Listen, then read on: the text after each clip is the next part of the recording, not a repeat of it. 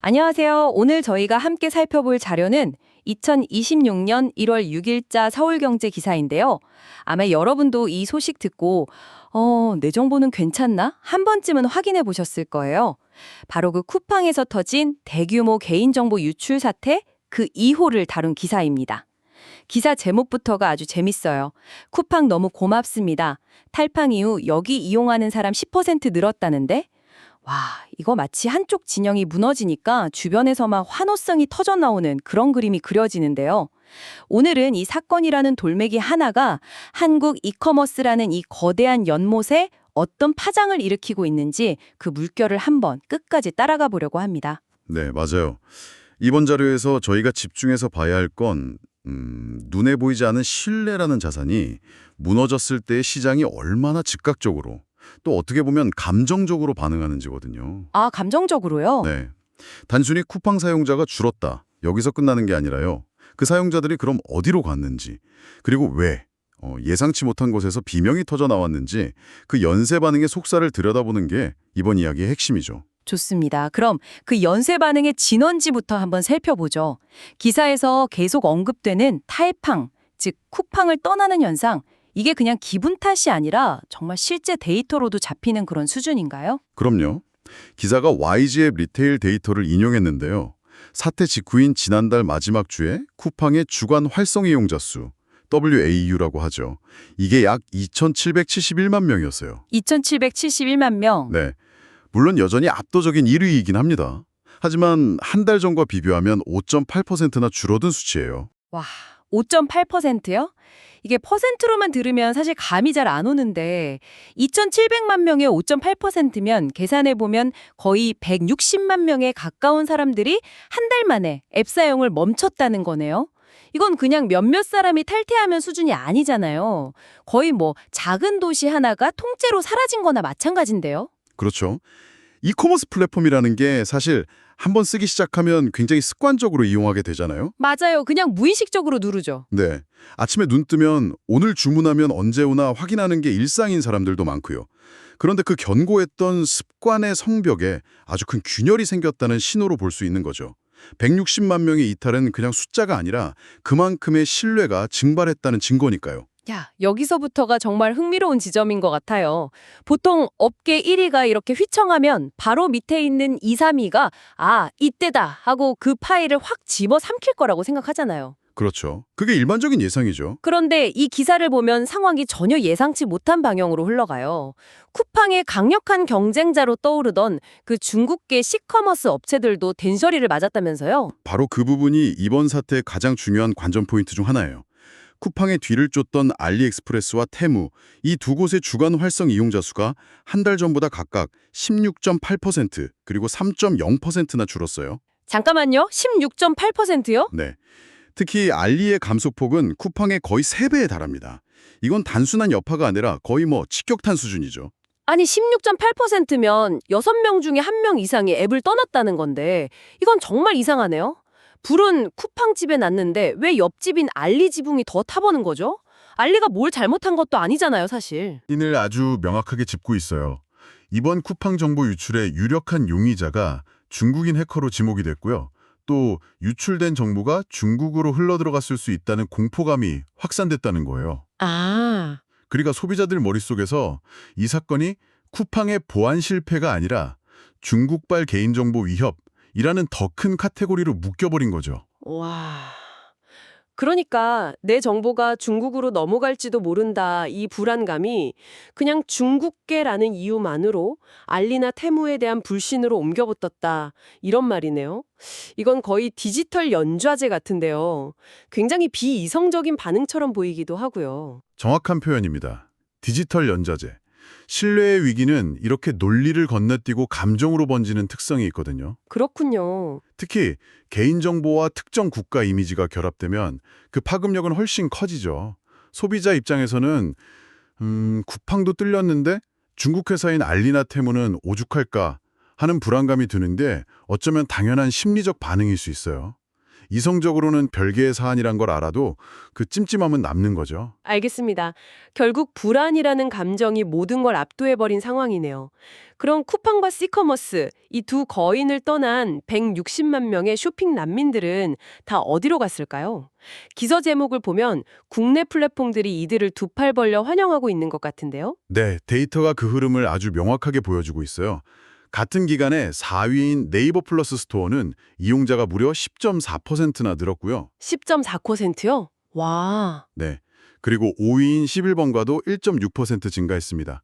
한쪽에서 빠져나간 만큼 다른 한쪽에서 채워지는 마치 풍선 효과처럼 뚜렷한 이동이 관찰된 거죠. 10.4% 증가는 정말 눈에 띄는 수치네요. 결국 소비자들이 가격이나 배송 속도 같은 기존의 선택 기준 대신에 안전이나 신뢰라는 기준을 최우선으로 고려하기 시작했다, 이렇게 해석할 수 있겠어요? 그래도 한국 기업이 낫겠지 하는 그런 막연한 믿음이 작용한 걸까요? 충분히 그렇게 볼 수 있습니다. 수년간 쿠팡의 압도적인 편의성, 그리고 시커머스의 초저가 공세, 그 사이에서 샌드위치 신세였던 국내 업체들 입장에서는 정말 가뭄의 단비 같은 기회가 찾아온 셈이죠. 아, 그렇죠. 네, 신뢰라는 가치가 얼마나 중요한지 다시 한번 소비자들에게 어필할 수 있는 정말 절호의 타이밍을 잡은 거예요. 자, 그럼 이 기회를 그냥 앉아서 즐기고만 있지는 않을 것 같은데요.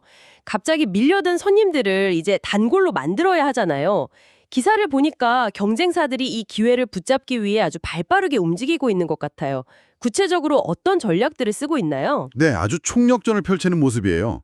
단순히 반사이익에 기대는 게 아니라 탈팡한 소비자들이 다시 쿠팡으로 돌아가지 않도록 확실한 쐐기를 박으려는 움직임이 보이죠. 각자 자신의 강점을 극대화하고 약점을 보완하는 방식으로 아주 영리하게 접근하고 있습니다. 오, 그럼 가장 큰 수혜를 본 네이버부터 한번 살펴볼까요? 10% 넘게 사용자가 늘었으면 뭔가 확실한 유인책이 있었을 것 같은데요. 네이버는 쿠팡의 아성에 도전하기 위해 가장 취약했던 분야, 바로 장보기, 즉 신선식품과 생필품 분야를 집중 공략하고 있어요. 아, 장보기. 네, 최근에 마켓컬리와 손잡고 컬리 엠마트를 열었고요. 작년 말에는 롯데마트까지 입점시켰죠. 이건 쿠팡의 로켓프레시에 익숙해진 사용자들한테 이제 네이버에서도 신선식품 장보기 충분히 가능해 라는 메시지를 아주 강력하게 던지는 겁니다. 11번가는 좀 다른 길을 택한 것 같네요. 기사를 보니까 쿠팡의 심장부라고 할 수 있는 배송을 정면으로 겨냥했던데요. 슈팅 배송의 슈팅 설치라니 이름부터가 로켓 배송, 로켓 설치를 노골적으로 의식한 것 같아요. 이런 전략 통할까요? 재미있는 시도죠. 한편으로는 쿠팡의 아료처럼 보일 위험도 있지만 다른 한편으로는 소비자들에게 아주 직관적으로 메시지를 전달하는 효과가 있어요. 아, 직관적인 메시지? 네, 쿠팡에서 되던 거 이제 우리도 다 돼. 그것도 똑같이 빠르게 라는 자신감을 보여주는 거죠. 특히 냉장고나 세탁기 같은 대형 가전을 주문 다음 날 바로 설치까지 해준다는 건 쿠팡의 편리함에 익숙해진 소비자들의 이탈을 막는 강력한 방어막이 될 수 있습니다. 듣고 보니 그렇네요. 그런데 CJ 온스타일의 전략은 결이 좀 달라 보여요. 당일 반품 서비스를 업계 최초로 도입했다는데 이건 좀 의외의 한 수 같아요. 보통은 어떻게든 더 빨리 주는 것에만 집중하는데 이건 더 빨리 가져가는 서비스잖아요. 바로 그 점이 굉장히 영리한 전략이라고 봅니다. 온라인 쇼핑 경험의 완성은 사실 반품에 있거든요. 아, 반품. 네, 물건을 잘못 샀을 때 스트레스 없이 얼마나 쉽고 빠르게 처리할 수 있느냐, 이게 그 플랫폼에 대한 충성도를 결정하는 숨겨진 열쇠예요. CJ 온스타일은 물건을 잘못 시켜도 괜찮아요. 저희가 오늘 바로 가져갈게요. 라는 메시지를 통해 속도 경쟁과는 다른 차원의 심리적 안정감이라는 가치를 제공하려는 거죠. 구매의 문턱을 낮추는 아주 세련된 방법입니다. 와, 이렇게 모아놓고 보니 정말 치열하네요.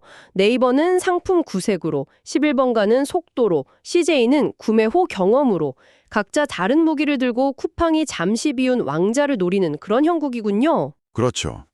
하지만 여기서 우리가 한번 던져봐야 할 질문은 이거예요. 과연 이런 노력들이 쿠팡이 수년간 쌓아올린 그 압도적인 편리함의 제국에 익숙해진 소비자들의 마음을 완전히 돌려놓을 수 있을까? 그게 문제네요. 네, 지금의 사용자 이동이 불안감에 따른 일시적인 피난에 그칠지 아니면 이 플랫폼들에 새롭게 정착하게 될지는 결국 이들의 전략이 얼마나 실효성이 있느냐에 달려있겠죠. 그렇죠. 이 이야기의 무대가 단순히 온라인 쇼핑 앱에만 국한된 게 아니라는 점도 짚고 넘어가야 할 것 같아요. 기사 후반부를 보니까 이 불똥이 전혀 다른 산업, 바로 배송 시장으로까지 튀고 있더라고요. 네, 맞습니다. 이커머스 경쟁의 수면 아래에는 언제나 거대한 물류 전쟁이 벌어지고 있거든요. 물류 전쟁? 네, 이 부분을 연결해서 보면 그림이 훨씬 입체적으로 보여요. 기사에도 나오지만 쿠팡은 자체 배송망인 쿠팡 로지스틱스를 통해 국내 택배 시장의 무려 40%를 차지하고 있습니다. 쿠팡에서 시키면 쿠팡맨이 직접 가져다주는 그들만의 생태계를 구축한 거죠. 반면에 네이버나 11번가, G마켓 같은 대부분의 다른 플랫폼들은 CJ 대한통운이나 한진, 롯데택배 같은 전문 택배사에 배송을 맡기고요. 바로 그 지점입니다. 텔팡 현상으로 쿠팡의 주문량이 줄고 네이버나 11번가의 주문량이 늘어난다는 건 단순히 쇼핑앱 점유율의 변화만을 의미하는 게 아니에요. 아, 그럼 뭐죠? 더 근본적으로는 쿠팡 로지스틱스가 처리할 물량은 줄고 CJ 대한통운이나 한진 같은 전통적인 택배 강자들의 물량이 늘어나는 구조적인 지각 변동을 의미하는 거죠. 아, 그러니까 제 스마트폰 앱에서 일어난 선택 하나하나가 저 도로 위를 달리는 택배 트럭의 로고를 바꾸고 있다는 거네요. 이커머스 플랫폼의 전쟁이 곧 택배 회사들의 전쟁으로 직결되는 거군요. 맞습니다. 기사는 이 전통의 강자들이 이 기회를 절대 놓치지 않으려 한다는 점을 보여줘요. 이미 CJ 대한통운과 한진이 주 7일 배송을 시작했고 새해 들어서는 롯데택배까지 동참했다는 내용이 나오죠. 이건 쿠팡이 새벽 배송, 주말 배송으로 높여놓은 서비스 기준을 이제 우리도 맞추겠다는 선언이에요. 쿠팡의 동무되었던 시장에 본격적으로 참전해서 그 빈자리를 우리가 차지하겠다는 의리를 명확히 보여주는 대목입니다. 정말 거대한 나비 효과네요. 한 기업의 데이터 유출이라는 사건에서 시작해서 소비자들의 불안 심리를 자극하고 그게 시커머스에 대한 불신으로 번지고 덕분에 국내 플랫폼들이 반격의 기회를 잡고 그 결과가 결국 대한민국 물류 시장의 판도까지 뒤흔들고 있는 거잖아요. 그렇죠. 이번 자료를 통해 우리가 얻을 수 있는 가장 중요한 통찰은 이것 같아요. 디지털 시대의 편리함은 정말 강력한 무기지만 그 모든 것을 떠받치고 있는 기반은 결국 신뢰라는 거예요. 그 기반에 한번 균열이 생기니까 편리함에 가려져 있던 불안감이 한꺼번에 터져나오면서 시장 전체가 재편되는 모습을 우리는 지금 실시간으로 목격하고 있는 거죠. 기사는 이 사태 직후에 아주 역동적인 시장 변화를 포착해서 보여줬어요. 그럼 이제 이걸 보고 계신 당신에게 질문을 한번 던져보고 싶네요. 지금의 탈팡 현상은 일시적인 공포에 따른 패닉셀링일까요? 아니면 이커머스 플랫폼을 고르는 우리의 기준이 근본적으로 그리고 영구적으로 바뀌는 거대한 패러다임의 전환일까요?